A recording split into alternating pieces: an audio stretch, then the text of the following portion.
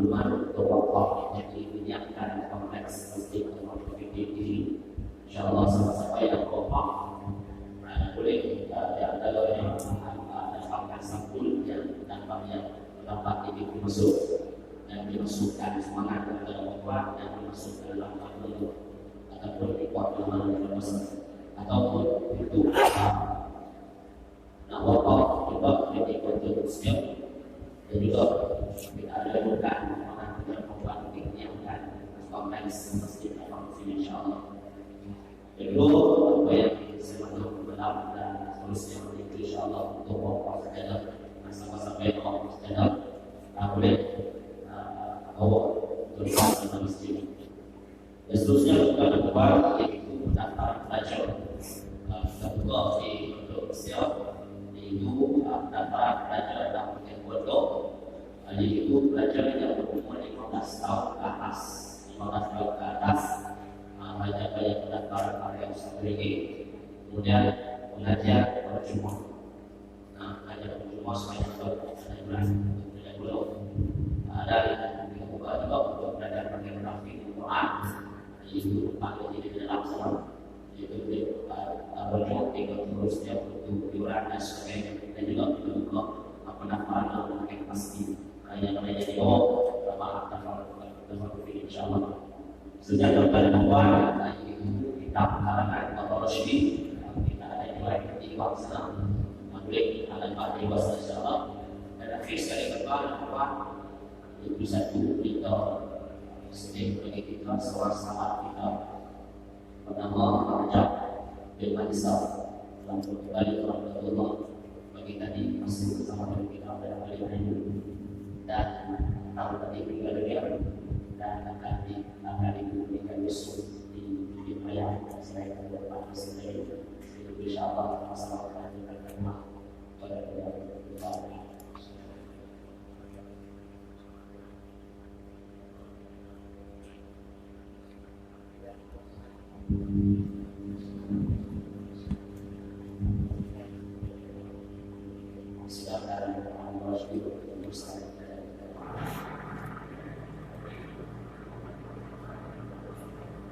Bismillahirrahmanirrahim. Alhamdulillahirabbil alamin wassalatu wassalamu ala asyrafil anbiya'i wal mursalin. Subhanaka la ilma lana illa ma 'allamtana innaka antas samiul 'alim. Rabbi shrah li sadri wa yassir li amri wahlul 'uqdatam min lisani yafqahu qawli. Rabbi zidna ilman nafi'an wa fahman mustaqiman wa hidayatan lis-sawaab. La haula wa la quwwata illa billahil 'aliyyil 'azim. Qala mu'allif rahimahullah ta'ala, syarat yang keempat mengetahui kaifiat salat. Dan keempat daripada 9 syarat salat dan syarat sembahyang, mengetahui ia akan kaifiat sembahyang, mengetahui cara-cara sembahyang, kaifiat di mana cara kita sembahyang, seperti bahawa diketahuikan fardunya dan dibezakan dia daripada sunnah. Ini yang banyak jatuh di kalangan kita di hari ini. Bila kita sembahyang daripada awal takbir sampai ke Assalamualaikum warahmatullahi wabarakatuh, salam pertama dan yang kedua, dalam hal keadaan kita tak dapat membezakan mana yang fardu, mana yang sunnah, yang paling banyak jatuh di hari ini. Kalau kita praktikal semuanya sunnah, tak sah salat kita. Kalau kita praktikal semuanya wajib, salat kita sah. Padahal ada yang sunnah. Nasbah bagi mereka yang belajar selain daripada awal wajib dibezakan antara yang fardu dan yang sunnah. Fatihah rukun, tahiyat pertama sunat arba'ah, Rabbi ighfirli warhamni sunat hay'ah.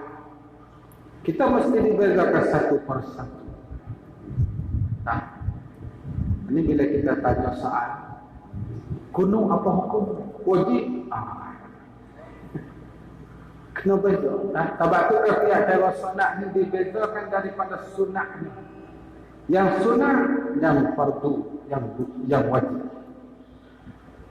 Bahkan jika dia iktikad sekalian itu fardu ataupun setengahnya fardu dan setengahnya sunat, boleh juga.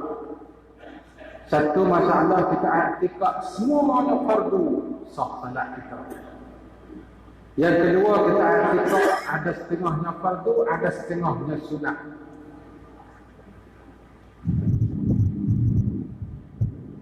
Itu yang kedua, sah sembahyang. Tetapi kalau kita iktikad semuanya sunat, tidak sah sembahyang kita. Dan tiada dibezakan kita tu barangkali dia gugur dan jatuh lafaz tiada. Kita tambah tiada. Lafaz tiada selagi dalam kitab Nuskah Munyatul Musalli Pak Turas ni Sopah 6 tapi tiada. Dan tidak dibezakan pada hal orang awam, dan tidak dikosakkan sunat yang difardunya. Jawabnya sah sembahyangnya. Maknanya nasihat kepada orang awam ni, bila dia sembahyang, kalau dia i'tikad semua fardu, sah salat dia. Kalau dia i'tikad setengahnya fardu dan setengahnya sunat, itu sah juga salat dia. Cumanya jangan dia i'tikadkan yang sunat. Apa ni? Jangan dia i'tikadkan semua itu sunat belaka. Tak sah. Itu tak sah. Akan satu tu di bawah. Sayyid Ahmad bin Umar As-Syakir dalam kitab Nailul Rajab Syarah Safinatin Najah berkata, perbedaan faraq dan perbedaan di antara orang awam dan orang alim di sisi Ibnu Hajar. Pendapat Syekh Ibnu Hajar mengatakan tak kira siapa, orang awam ke ataupun orang yang alim ke, mesti bisa kena mengetahui dan kajian kalau dia sembahyang. Dan mewafakkan dia oleh Syekh Ramli pada orang awam. Adapun orang alim maka mesti membezakan fardu dari sunat. Maknanya mengikut pendapat Syekh Ramli, nasbah bagi mereka yang tahu, yang ada ilmu pengetahuan, dia mesti dibezakan yang mana fardu dan yang mana sunnah. Adapun orang awam dimaafkan. Itulah. Syekh Ibn Hajar mengatakan sama ada dia orang awam ataupun orang alim, boleh. Tak apa. Maknanya kilah di antara dua syekh kan. Syarat yang kelima, suci daripada hadas besar dan kecil. Di antara syarat yang kita sembahyang ni,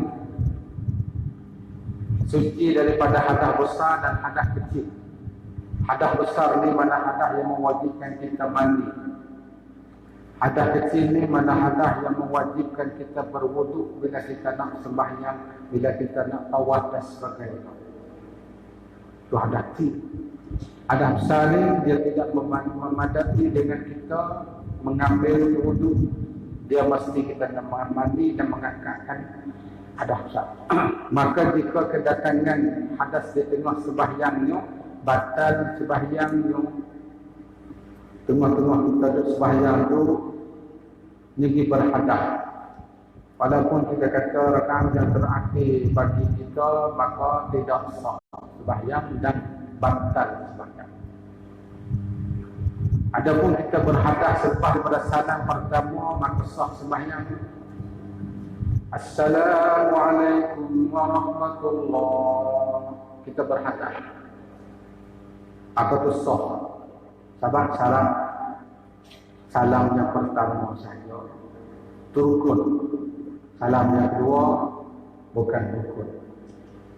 Sebelum salam pertama kita berhadas, batal sembahyang. Batal sembahyang. Tak kira lah hadas kita keluar angin ke, keluar benda angin ke, tak kira lah, semua tu batal. Itu di antara syarat-syarat dia. Yang keenamnya, syarat keenam suci daripada najis. Yang tidak dimaafkan dia pada tubuh dan kainnya dan tempatnya. Bila kita nak sembahyang ni, tubuh kita jangan ada najis. Pakaian kita jangan ada najis. Tempat kita sembahyang pun jangan ada najis. Di tubuh kita kalau ada yang najis, yang tidak dimaafkan, tak sah sembahyang. Asalan kita katakan dalam poket baju kita ada tahi cicak. Kita tak sedar bila kita sudah sembahyang, tiba-tiba ternampak tahi cicak dalam poket baju. Diulangikan sembahyang sunnah. Kita nak buat tak tahu tak boleh tu.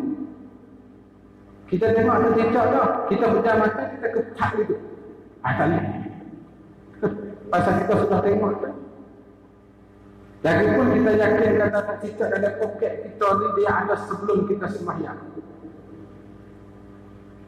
Tak cicak ni tak ada maaf.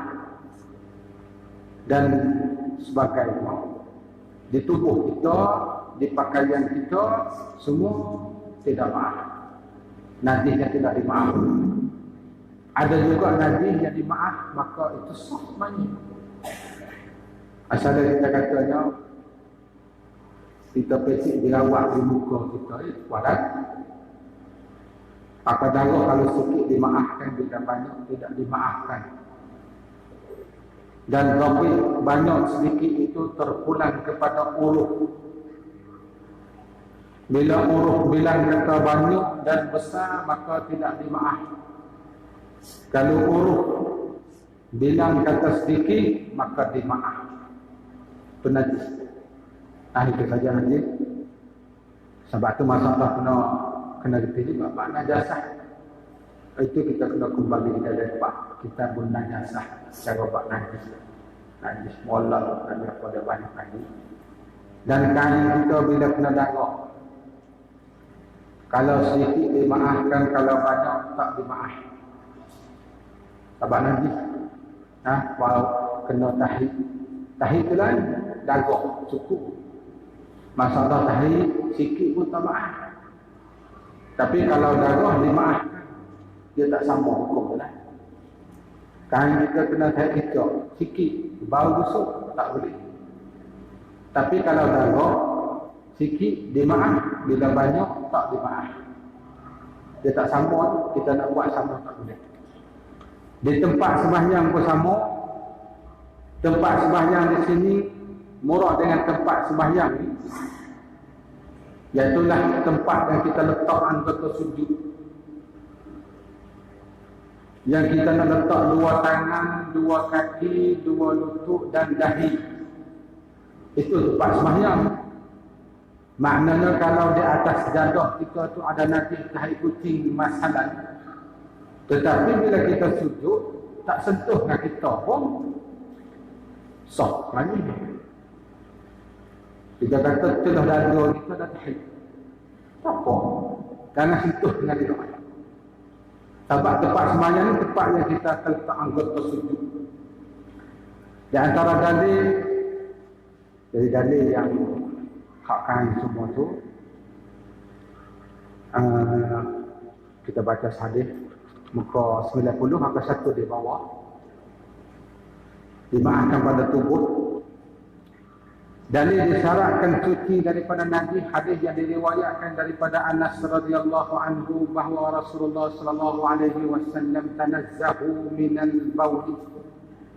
Rasulullah bersabdanya tanazzahu minal bauli fa inna ammaka azabil qabri minhu. Istibrakkanlah dari kencing. bila kita buat air, dia kena istibrak. Maka cara istibrak ni macam-macam cara. Ada setengah tu dia buat sogok. Ada juga setengah. Ada setengah tu dia lompat-lompat pun ada.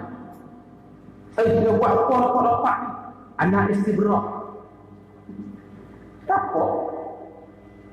Ada setengah tu tarik. Lelaki lah. Istibrak juga. Macam-macam cara istibrak. Yang pentingnya kita buatlah cara manapun supaya bersijak dan keringkan air yang kita keluar daripada alat kemaluan kita. Perempuan cara mana dia buat? Istibrak. Sebab bila kita tidak istibrak ni, bila kita bangkit bangun semula, dia akan keluar semula. Sedikit trik, itu menajiskan pakaian. Bila kita semaya, dia tidak sah. Sebab tu Nabi kata tanazzahu. Hendaklah kamu istibrak. Wajib kamu beristibrak. Kerana sesungguh kebanyakan azab kubur itu dari sebab istibrak. Bila kita keting, kita tidak istibrak. Bila kita semaya dengan pakaian najis, maka tak sah sembahyang. Bila mati masuk ke dalam kubur, akan diazabkan di dalam kubur dengan sebab istibrak tadi. Itu lain daripada masalah seorang yang dibandakan dengan salisul bauli, itu halal.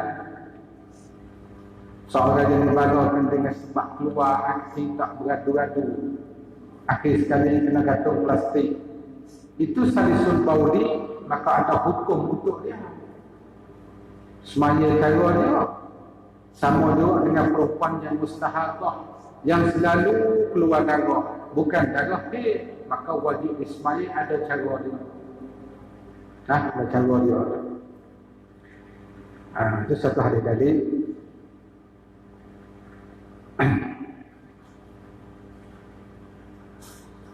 Dalil yang kedua daripada Sayyidina Ali radhiyallahu anhu berkata, kuntu rajulan mazza'a fa amartu rajulan an yas'ala an-nabiy sallallahu alaihi wasallam limakani ibnatihi masfasa'ala faqala tawadda' waghsil zakarah. Jadi antara dalil syarat kita kena bersih tubuh. Saya lelaki yang selalu keluar air mazi. Sayyidina Ali ini menantu kepada Rasulullah, suami kepada Siti Fatimah. Dan antara seorang lelaki yang Allah Ta'ala bagi kekuatan gagah, dan juga dia seorang lelaki yang selalu keluar air mazi dengan sebab syahwat, wallahu a'lam. Air mazi ini mengikut pendapat mazhab Imam Syafi'i najis. Air yang keluar daripada anak kemaluan lelaki ataupun perempuan, pak air semua. Satu yang suci, tiga yang najis. Satu yang suci air mani. Air mani ini suci. Suci dengan makna kalau dia terkena di kain kita ke, tak mesti dibasuh. Kita sepakai semuanya dengan kain itu boleh. Sebab dia suci. Suci sebab kita nak buat amal sah badan. Bukan berarti suci makna halal kita minum, itu bab lain. Yang kedua, air kecil biasa najis. Yang ketiga, air mazi. Air mazi ini dia jernih, najis. Yang satu lagi yang keempat, air wadi. Wadiyun ataupun wadiyun. Maka air itu jarang-jarang sekali keluar. Biasa dia keluar mengiringi setelah kita kencing, waktu dia nak keruh sikit-sikit, dia tak kat macam air mandi. Maka hukumnya najis. Tiga yang najis, satu yang suci. Sayyidina Ali ini dia seorang lelaki yang keluar air mazi, selalu keluar air mazi. Lalu itu dia suruhkan seorang lelaki supaya menanyakan dan soalkan baginda Rasulullah, kerana dia Ali itu menantu Rasulullah. Dia gitulah keadaan kita menantu nak tanya soal tua ni mandu. Bak lain tak apa, bak ning ke Allah. Tak. Kalau bak lain tak apa, nak tanya dia, nak tanya tua jatuh. Kami ni mana tak apa. Tapi kita nak tanya tua lagu mana hukum al-mazi. Subhanallah. Tua kata-kata begitu lalu tu. Dia malu lah kan. Sebab tu saya nak minta arwah ke satu orang lelaki, sahabat dia, supaya tanya Rasulullah tentang al-mazi. Lalu tu seorang lelaki persoalkan Rasulullah, maka Nabi bersabda, berwuduklah dan basuhlah zakat kau.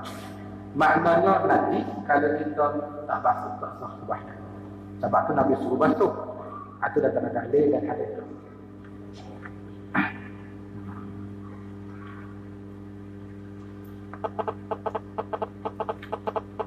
Lepas tu ada lagi nanti bab pakaian. Ke satu tu di bawah syarat membersihkan pakaian dan Nabi firman Allah Ta'ala wasiyabaka fatahhir, dan pakaianmu manakah membersihkan. Lepas tu ada 2-3 hadis di bawah tu.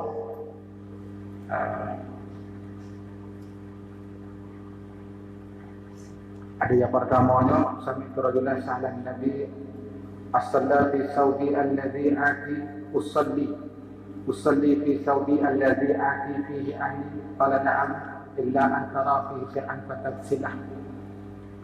Saya dengar satu lelaki menanya Rasulullah, bolehkah saya bersolat pada kain yang saya buat bersetubuh padanya? Zaman Rasulullah pada saat itu, Rasulullah, saya ni kain saya buat bersetubuh dengan isteri, kemudian boleh tak saya nak pakai untuk bersolat? Sabdanya Rasulullah, bahkan boleh. Kecuali engkau lihat sesuatu padanya daripada najis, maka basuhkanlah. Maknanya kalau semata al-mandi tidak menghalangikan kita buat pakai sembahyang sah. Dan 2 hari lagi kita tengok, kita pergi kepada dalil di sana dan tempatnya ke satu. Dalilnya hadis Abi Hurairah, maknanya di antara syarat kena membersihkan daripada tempat sembahyang daripada najis. Di antara dalilnya hadis Abi Hurairah radhiyallahu anhu berkata, anna a'rabiyyan bana fil masjid fasara ilaihi an-nas liyaqamu bihi faqala lahum Rasulullah sallallahu alaihi wasallam da'uhu wa ahriku ala bawlih zanuban min ma'in aw sajlan min ma'in fa innama bu'istum muyassirina wa lam tub'asu mu'assirin. Seorang Badawi membuangkan airnya dalam Masjid Nabawi. Dia orang Arab ni jenis tak tahu, tak tahu sungguh. Orang Arab Badawi, orang Arab kapur, orang tak pernah pergi bandar, duduk hidup hari dengan utang dengan kambing.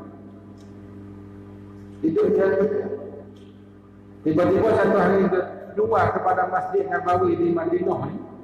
Dalam Masjid Nabawi ni dia buat solat kencing bom dalam Masjid Nabawi. Dia tempat kecil dia atau tandas. Tapi dia kata orang Badawi tak tahu cara basuh. Pasal sini boleh buat ke sini. Tak, dia tak kira mana dah. Dan itu maka para sahabat bangkit berdiri kepadanya supaya menjatuhkan, yakni para sahabat menjekahkan serta hendak melakukan sesuatu terhadapnya.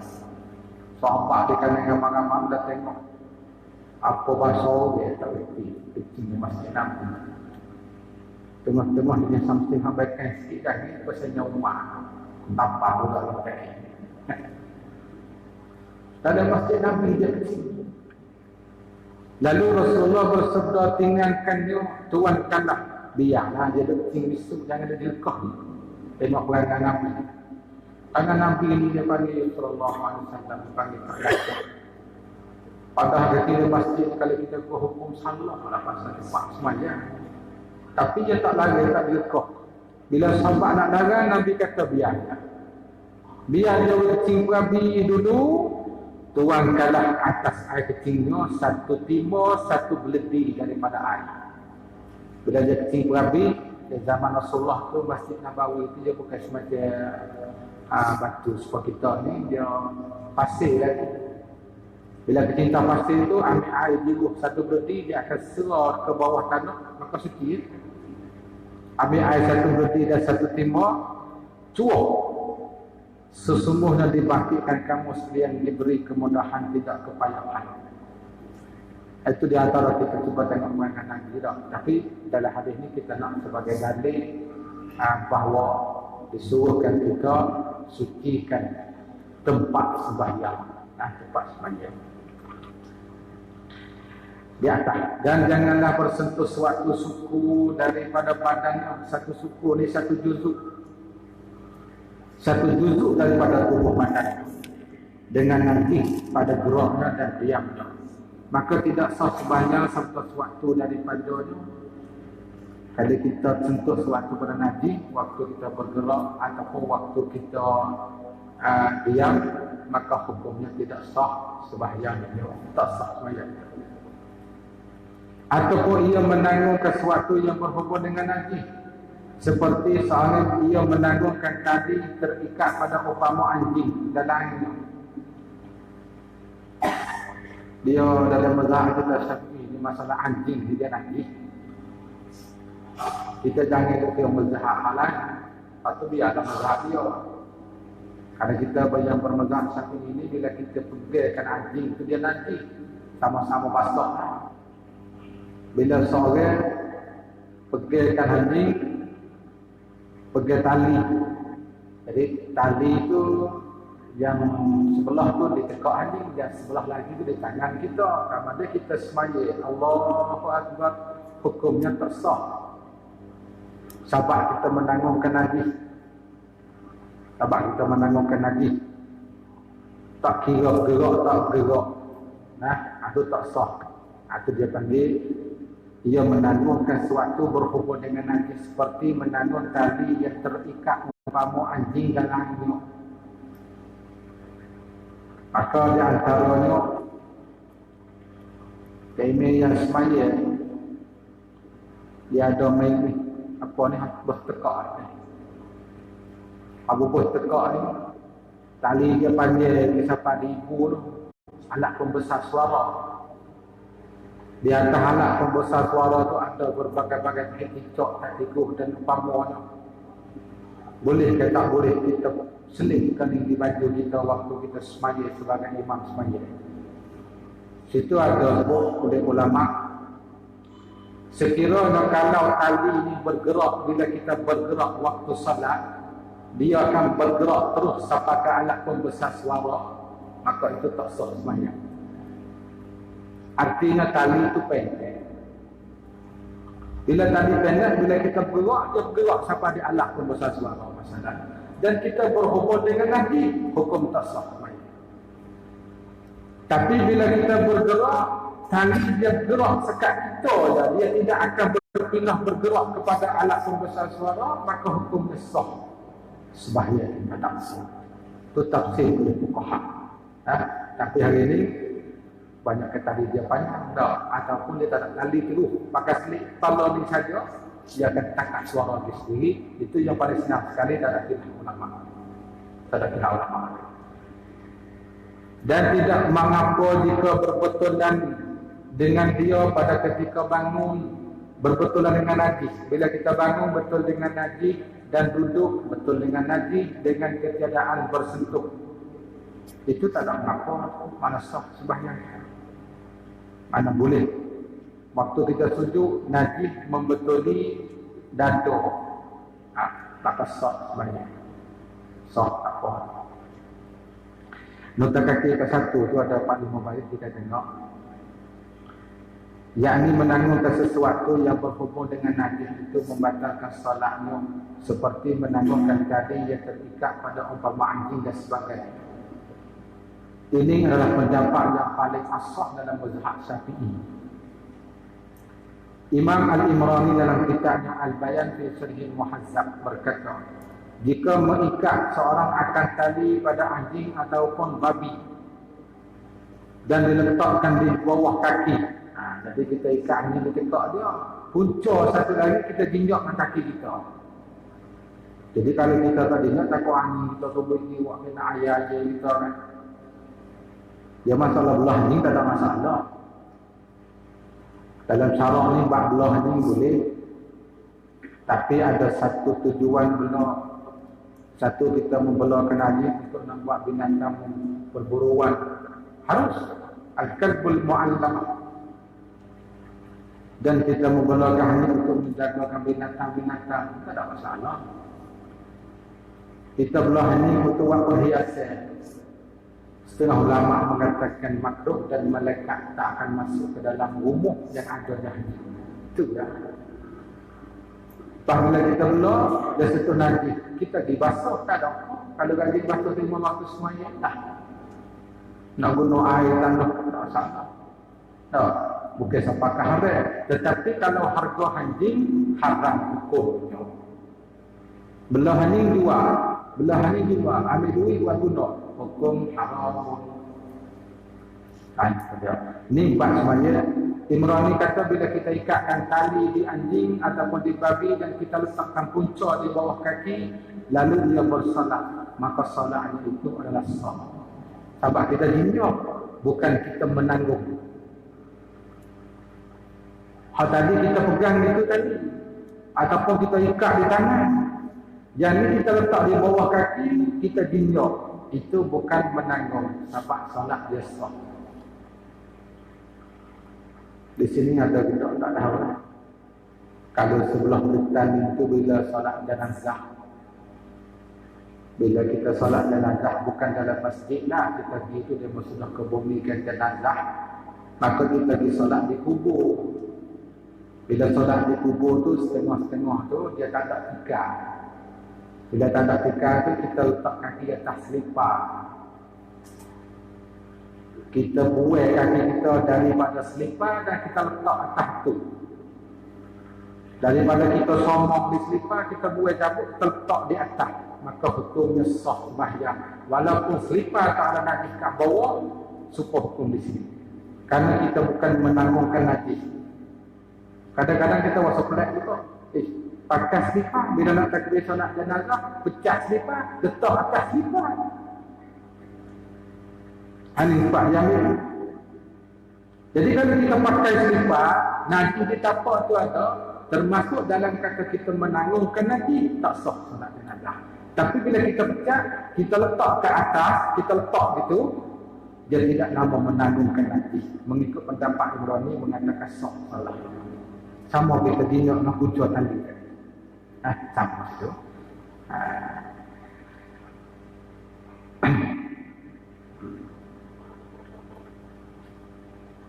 Dan dimaafkan tempat istinja dengan umpama batu. Bak istinja dia panggil tu bahasa yang kita sebut di bawah tu, kita ambil kesimpulan. Dia dalam masa bak istinja ni, bila kita qada hajat ni, kita tidak guna air. Kita guna batu dan benda-benda yang seperti batu. Benda-benda yang keras, yang dapat menanggalkan dan menghilangkan air najis. Kalau kertas tisu tak boleh, dia lembut. Kalau kertas tisu yang jadi kasar keras tu boleh. Jenis licin-licin seperti buluh dan juga pahit air tak boleh. Bila kita istinja, mana kalau kita belok ataupun kita kencing, kita tak nak guna air, kita malah nak basuh dengan air. Boleh kita ambil batu, kita sapuh. Tapi ada cara syarat dia. Sapuh pula dalam mazhab Syafi'i, dia mesti gunakan 3 bucu anak batu. Kalau tak cukup 3 tak boleh dalam bab istinja. Maka zaman sahabat Rasulullah ni setengah tu, dia air susah, air dia tak ada. Bila dia istinja, bila dia qada hajat, dia istinja dengan batu. Maka istinja dengan batu ni, dia hilang pada air nanti dia. Adapun bekas nanti, dia masih ada situ. Bekas dia kan. Bila kita sapuh tu biar air nanti, bekas tu masih ada. Dalam bab solat ni, dimaafkan sah kita sembahyang dengan bekas istinja tadi. Tapi dengan syarat-syarat dia, dengan cukup syarat dia. Syarat dengan 3 batu ataupun 3 bucu anak batu ataupun dengan benda-benda yang keras seperti batu. Itu dalam bab istinja suku. Maka bekas istinja itu boleh kita nak buat semaya boleh. Kita rasa kita jaya nak ada istinja. Lebih lagi bab berok. Kalau bab kecil tu jaya-jaya. Istinja kena sapu. Tapi kalau ada yang berlaku masalah kita kata tak kapal terlupa dia, dia tak ada dan balik tanah dia. Boleh kita nak istinja. Tapi alat dia pula ada masalah. Sapu makakah yang kelah tu, kulit 3 kali sapu. Kalau suci, kalau tak suci tambah kali yang keempat. Bila suci kali yang keempat disunatkan kali yang kelima. Tu bab istinja. Maka tempat tu dimaafkan. Maknanya kalau kita sembahyang dengan tempat tadi, maka hukum sah salat. Dan sedikit darah muka di sana. Dan tahi lalat tu dimaaf juga. Darah yang sedikit tu dimaafkan. Tapi jangan banyak. Atau satu tu orang dibawa darah itu jika binatang dia tidak mengalir darahnya seperti pijak-pijak. Kita panggil pijak sama buat sini. Kena tak pijak? Kena tak apa. Takut panggil kau lain. Gutu. Taruh gutu kan. Pamuna. Maka dimaafkan sedikit daripadanya pada pakaian. Di pakaian kita darah gutu, darah pijak dan darah. Kalau dalam hotel bagi darah pijak. Apa kecil-kecil kata-kata. Ada tubuh badan. Kerana kesukaran memeliharakannya. Akan tetapi jika binatang yang mengalir darah, dia binatang ni kita dobik mengalir tak mengalir darah ni, kalau kita belahkan perut dia tu darah mengalir ke tidak. Tu ya dobik. Kita ambil satu binatang, bila kita belah perut dia, kita pegang tengok. Darah titik ke tidak titik ke bawah. Kalau titik, dia panggilnya darah mengalir. Kalau tak titik, darah tak mengalir. Sebab darah yang ada belakang di binatang.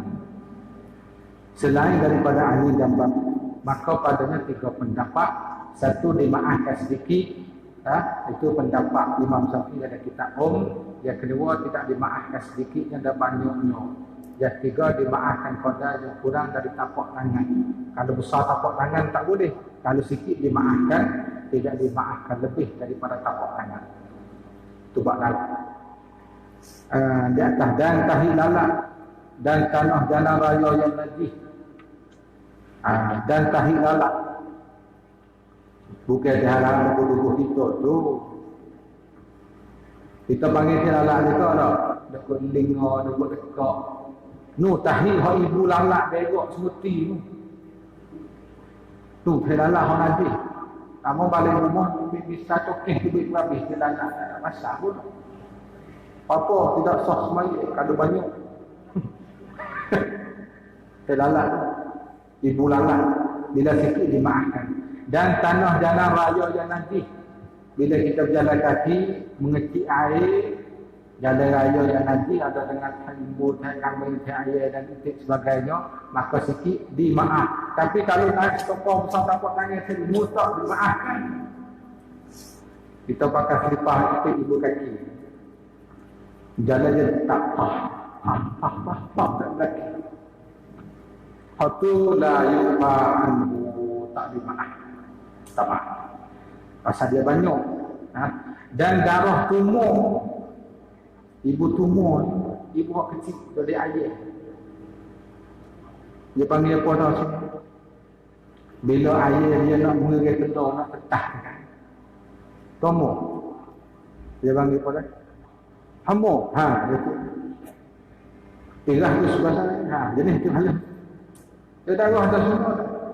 Dan butu anjing ni pada bahasa Arab dia panggil baragis, berbus dia panggil. Butu anjing dan butu kucing kata dia lah. Dan darah bisu jemaah tu, ni kita duk cerita maaf belakang. Darah bisu jemaah juga. Yang masalah bisu ni, kita kata bisu kita dia nak pecah lah. Dia tunggu tak pecah lagi.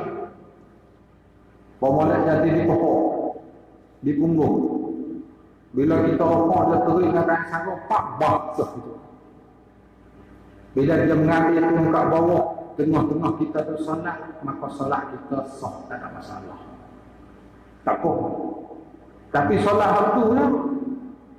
Nak solat kali yang dua kena masuk. Dimaafkan itu.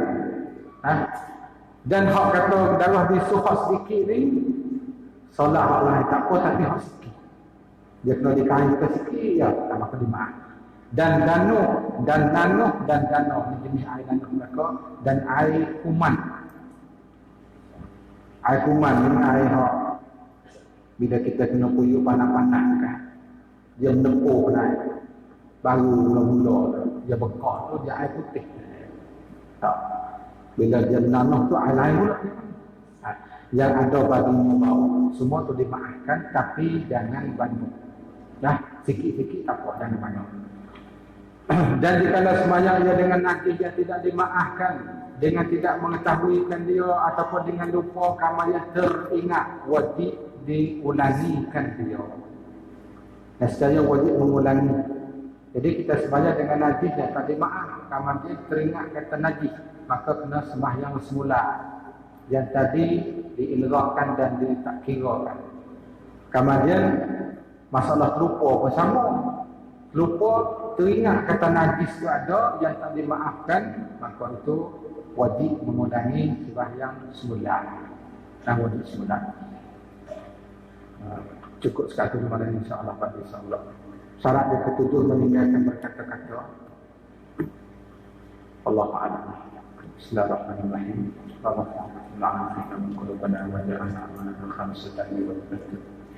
Sallallahu alaihi wasallam Muhammadin wa ala alihi wa sahbihi wasallam. Alhamdulillahirabbil alamin. Assalamualaikum warahmatullahi wabarakatuh.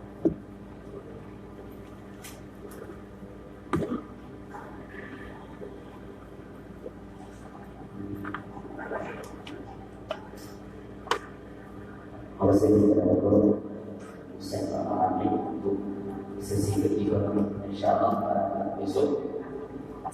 Apa ni? Kita hilang ke bawah ya. Kita awal hilang. Ada perlu apa? Maka kita ada yang tapi keluar dari nama Allah Syarif nanti itu harus diamalkan. InsyaAllah pada besok ini akan terusnya sesi yang keempat bersama dengan Allah, terusnya mengajar kepada manfaat setelah insyaAllah. Dan teman harus muslimah tadi kita potong sampai lagi ada manfaat dulu insyaAllah. Bukan hanya biji di majlis tahun pada minggu bersebut dan bulan yang boleh bersama dan adalah selesai dan yang lain bila kita berkata-kata majlis